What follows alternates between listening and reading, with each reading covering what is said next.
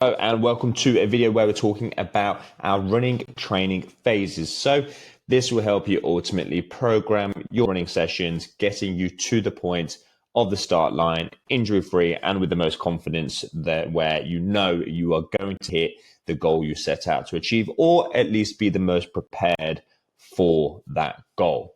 So we're specifically talking here about a 16-week block. Now, this can definitely be changed to a 24-week block, and I probably wouldn't really go any less than 16 weeks, to be honest, because you'd rather be over-prepared than under-prepared, certainly. So the numbers in the middle there are the weeks each phase will take. So if we have our base phase, about 5 weeks, building phase, another 5 weeks, getting specific with our phase, and distance and pace, which we'll go into for 4 weeks. And then we're peaking / tapering for 2 weeks as well. In that order. Now, if you are basically just getting into running, or if you have not yet hit the distance in which you set out to achieve, your base phase may even be longer. I would highly recommend that you use that time to get used to the routine in which you are going to be following and get to know your body. So the base phase ultimately is exactly that. It's finding a routine within your schedule. It's finding what actually works for you and what is fathomable for you to be able to stick to and be consistent with. There's nothing worse than setting yourself a goal, and then when you start actually following a program and a structure, that's the routine in which you were hoping to follow, it just doesn't fit in. You don't have the time in the week to do the sessions that you want to do. You don't have the facilities to complete certain sessions, or the weather's not, playing ball, and you need to change things. So everybody's going to a treadmill. If you don't have a gym membership, sorting that out. So this is the time where you can find out what your perfect routine is and what is actually realistic to stick to. This is also the time in which you are simply building your aerobic fitness. So yes, we might have some light interval work in there with ample rest in there, just to try and get the muscle fibers firing and getting the technique of a faster pace a bit more comfortable for you, and something in which you can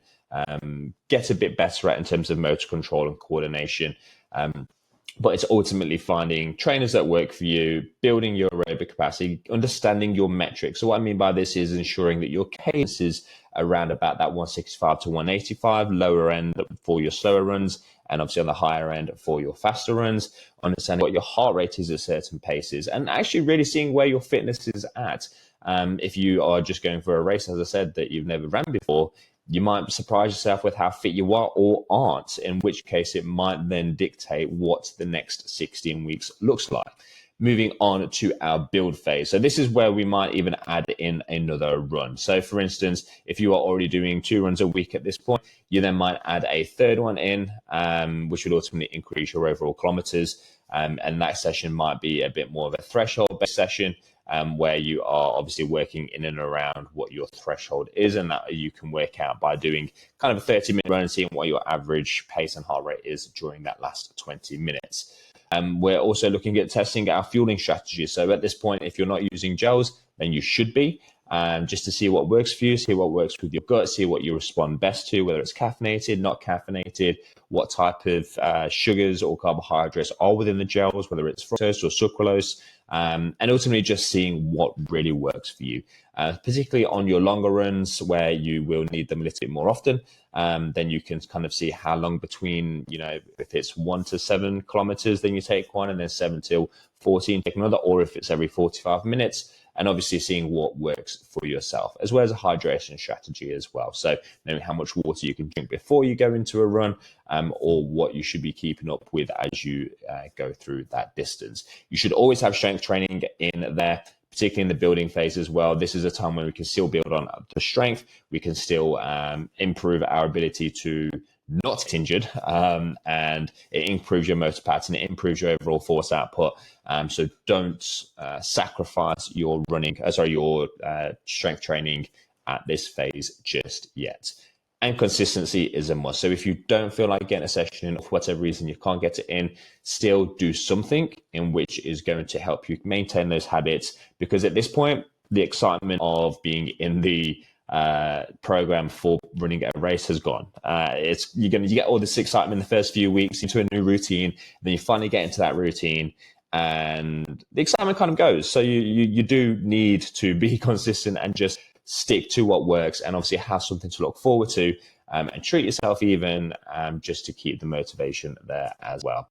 And we're going into our specific phase at this point. So if we are running a half marathon or a marathon, you might actually test a 10K or a half marathon. And this might mean actually doing another event. So in this instance, if you're running a half marathon, you go to a 10K event, a good 8 weeks out, then ultimately you're going to get a bit of an idea on what that looks like.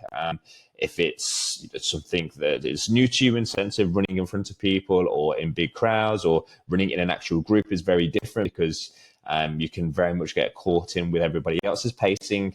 So it is a very different scene, and it might just help you feel more comfortable on race day if you've done something similar beforehand.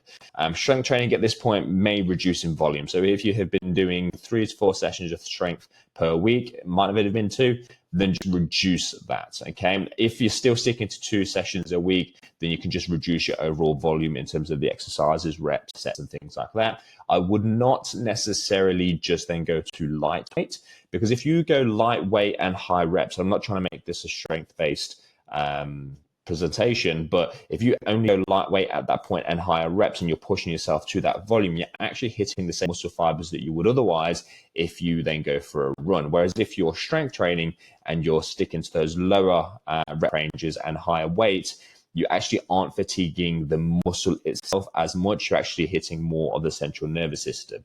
So just take that into account, that you don't want to be going high reps and to failure in your strength sessions at this point.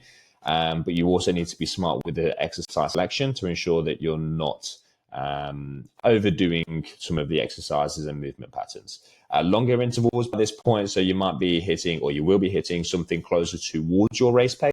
So if, for example, your half marathon goal was 1 hour and 30 minutes, you might be trying to hit that 4:20, 4:15 sort of race pace, up and over, as we like to call it as well. So you might be going paces slightly quicker with a little bit of rest, as well as going slightly slower than that, and just for a longer period of time. So you're kind of flirting with your race pace and getting used to what that actually feels like. You'll also get a bit of an idea on if you are even ready for that event. You will know whether the pace that you actually want to hit for that particular distance is going to be feasible. Of course, there's still work to do, and you can still increase your fitness. But if you are, 30 seconds per kilometer slower, and you're really feeling it over a 15-kilometer distance prior to the half marathon, you're probably not going to make up that sort of time within 6 weeks at this point. Then we're going into our peak phase. So peak phase is exactly that. All the hard work is done. You should not be trying to get fitter really by this point. And this is almost a time where you can not necessarily stick your feet up, but you can reduce the volume, prioritize your recovery, still getting a few speed sessions there, still keep those muscle fibers firing, and getting some easy runs, easy kilometers, and just enjoy running really. Nothing new should be added at this point. I wouldn't be doing any super high intensity workouts, still throwing some race pace workouts as well to, again, still feel familiar with what that feels like. Still use your fueling strategies, and don't necessarily stop anything that you've been doing in the previous weeks, just basically reducing the overall volume of it all. Ensure your sleep is there, not only duration of sleep, but quality of sleep. Ensure that you're prioritizing carbohydrates as well as protein in order to recover and also fuel the workouts you're doing. And then obviously you'll go into a bit more of a taper in the sense of how to increase your carbohydrate intake, get your fueling strategy, hydration, electrolytes, anything of that nature which you need to get ready. You will do so within your peak phase, which might be a 2 to 3 weeks. And of course, if you're running in, obviously, if you're the running shoes that you're wearing, don't go buy a brand new pair of shoes and run them for the first time on race day. You should have already been using those trainers for at least 3 to 4 runs prior.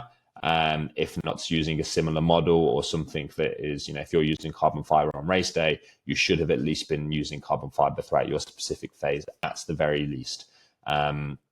So yeah, that is ultimately the phases of training that you should be focusing on when running a race, and a little bit more detail onto what each phase looks like. Obviously, it's very hard to then just go and program something like this from something as such as this presentation, hence why there are running coaches out there, myself included, which obviously have a bit more of an idea on what this looks like, make it more personal, specific to yourself, because that is exactly what's going to get you to your goal and making sure that you can change things throughout the program and it's not just a fixed program and then off you go. So some of the races will give you a program to follow, which is not personal in any way, shape, or form. It doesn't necessarily fit in with your routine. It doesn't take into account the strength work or experience that you have, or the kind of running experience you also currently have. So it is obviously advised that you get a professional to do this, but this gives you a good understanding of what sorts of things you should be doing in preparation for a race. I hope that helps, and I'll see you in the next one.